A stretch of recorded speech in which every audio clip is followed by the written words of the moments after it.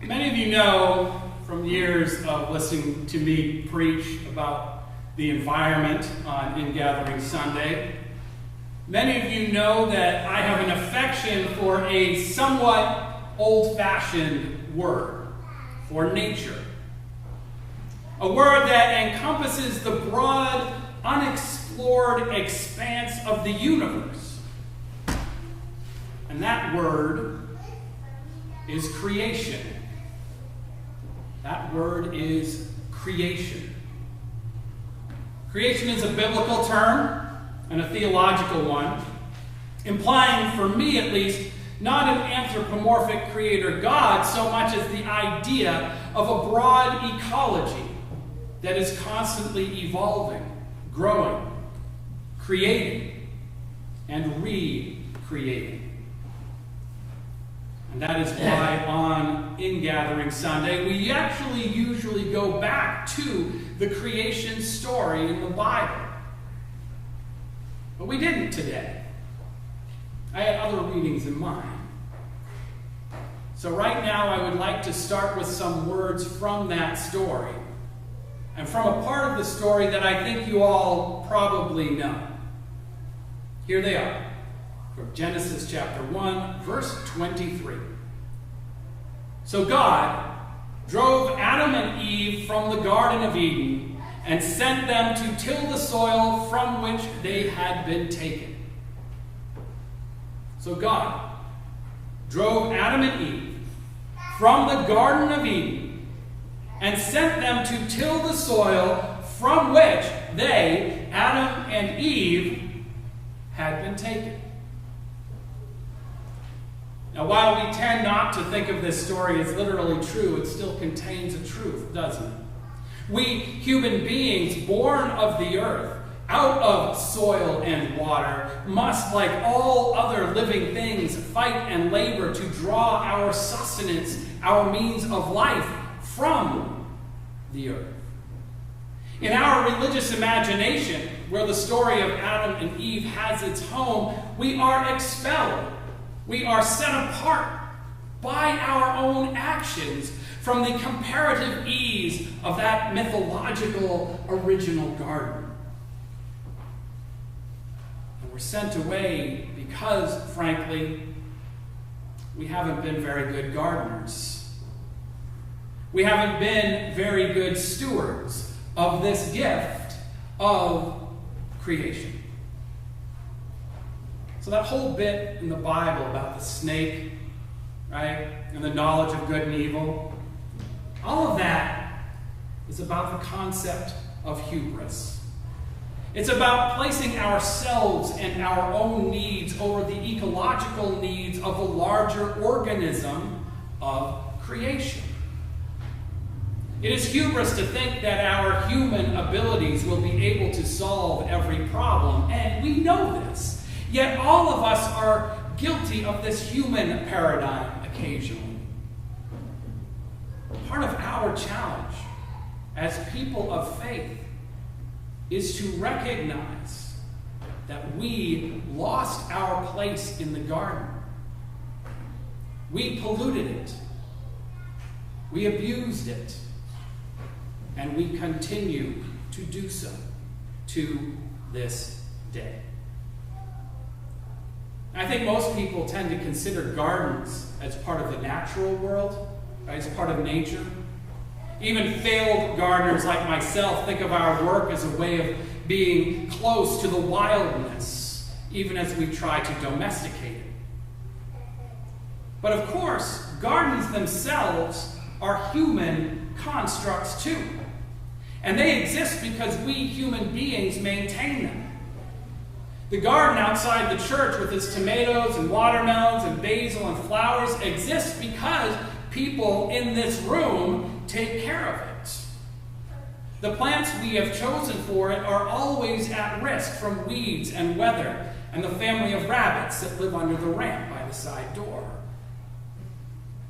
Celia Thaxter's book about gardens begins with that rosy poem about the element of earth, of soil or dust. Who shall compass or fathom God's thought profound, she asks. And what is fascinating to me about her book, An Island Garden, is its catalog of failures. Failures to compass or fathom that thought. The very depths of the mystery of life. When you read her book, and maybe some of you will discover that many of her crops, if not most of them, were eaten or drowned as she scratched out her harvest on a rock just a few feet above sea level, surrounded by the waves of the Atlantic Ocean. And right before that poem that we read this morning, Thaxter wrote that her book contains the fruit of much sweet and bitter experience. Contains the fruit of much sweet and bitter experience. That's what it means to be human. And it's what it means to be human in relationship to nature. Creation, after all, does not exist for our benefit, even as we act like it does. In fact, much of the time, we treat the natural world as an enemy. To us, nature creates crises and tragedies. It stands in the way of convenience and progress, so we look to science and technology to save us from ourselves, to beat back the world, to beat back the universe, rather than find ways to live within its rules. Yet more often than not, we lose those battles. The waves and the winds sweep over what we have built, regardless of our intentions, regardless of our developments, our ingenuity. Thaxter's book is full of stories about the wild, mostly slugs, seizing back her tiny plot. And on a larger scale, in the midst of hurricane season and the news coming out of North Carolina, we are acutely aware of our own human precariousness. It turns out that the garden isn't built for us. That ancient Genesis story reminds us that we, in fact, were built for it. We may feel drawn back to nature as a deer longs for the flowing stream. But nature isn't ours. It is its own. And a part of us knows that. And we know that a responsible spiritual journey involves finding our way back. It involves returning to the garden.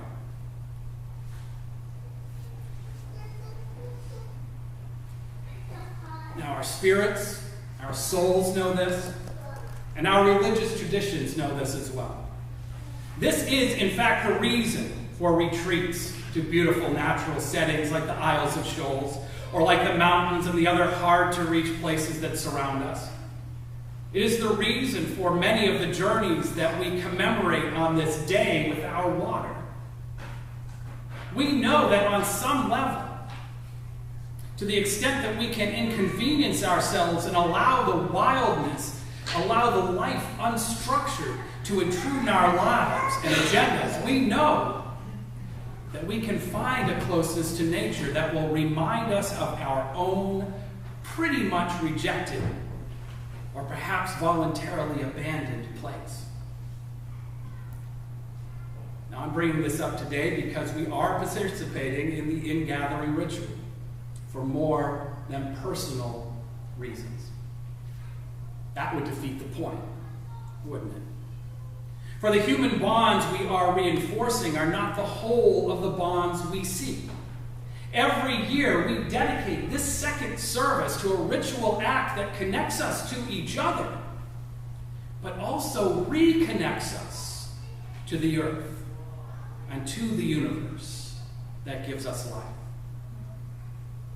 There's a way in which our act today is meant to help us reaffirm that covenant with the soil and water from which we sprang, to prepare ourselves to make necessary reparations, to commit to becoming known as healers of creation, so as to leave this place for the seventh generation in better shape than we found it. Now, I hope that at this point in our understanding of our relationship with creation, much of what we have to do is obvious.